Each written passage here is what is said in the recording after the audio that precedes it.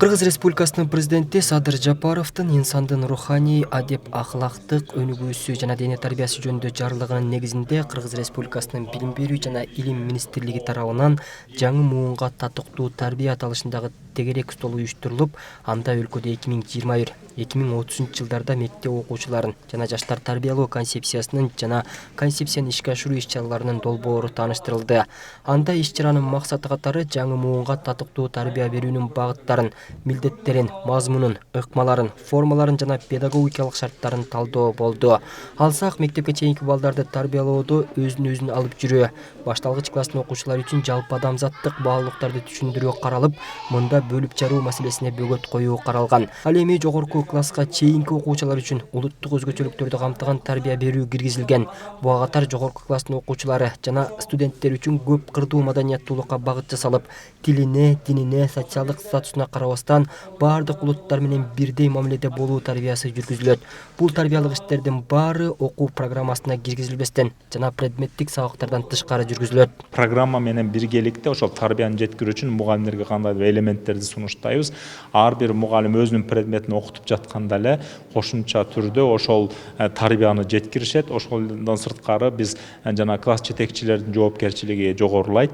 Класс жетекчилер ошол белгиленген теманын алкагына тарбиялык сааттарды өтөт. Тарбиялык сааттар жана мен жогоруда бөлгөн этаптарга жараша тематикалардын бөлүнүп иштелип чыгат. Ошол тематикаларга жараша да биз кошумча билим берүүдө материалдарды иштеп чыгабыз. Бул авторлордун китептери, жомоктор, тамсилдер, бул боюнча азыр авторлор менен да жыйналыштарыбыз өтүп, мындан кийин китеп дүйнөбүздү байытуунун жолунан иштейбиз. Көп кырдуу маданияттуулукка багыт жасалган иштердин алкагында балдарды тарбиялоо азыркы коомдогу терс көрүнүштөрдөн оолактатат. Ошону менен катар көп түрдүүлүктү келечек муунга жеткирүүдө улуттар аралык карым-катнашты күчөтүү балдардын тарбиялык маанисине түрткү берет. Анткени башка улуттар менен алакада болуу келечекке сый мамиленин түзүлүшүнө шарт түзөт.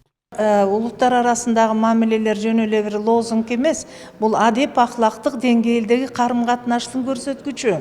Эгерде биз бир улутту, коңшу улутту сыйлабасак, анын аркасы бар эле өзүбүзгө тийген бир терс таасирлер болот. Муну биз Кыргыз Республикасы башыбыздан кечирдик. Ошол түштүктөгү болгон окуялар, ушул эле биздин чүйдүн деңгээлинде ар кандай улуттардын жаштары арасындагы кагылышуулар бир аз болуп жүрөт. Ошонун баары эле ар ким өзүнүн гана улуту, менин гана, биз гана, анан башкалар деген нерселерге акцент жасоодан келип чыгат.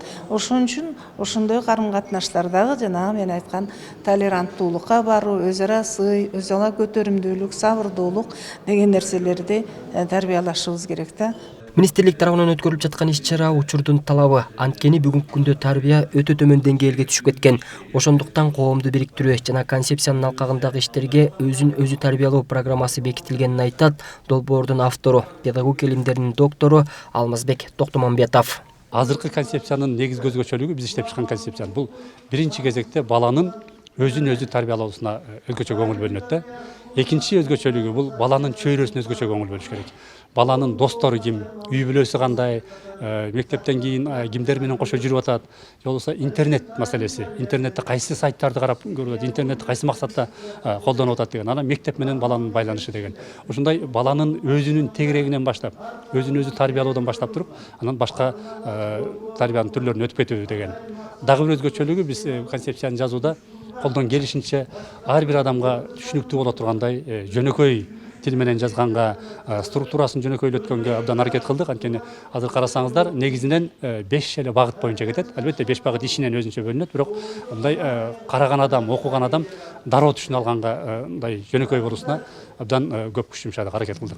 Буга катар жаңы муунга татыктуу тарбия берүүнүн негизги багыттарын камтыган жыйында келечекте ийгилик жаратууга салым кошуучу педагогикалык шарттар жөнүндө дагы кеңири пикир алмашуу болду.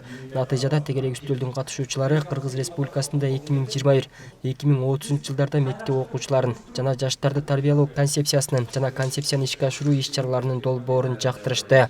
Бакытбек Болсунов, Бакыт Жапаров, Азия ТВ, Бишкек.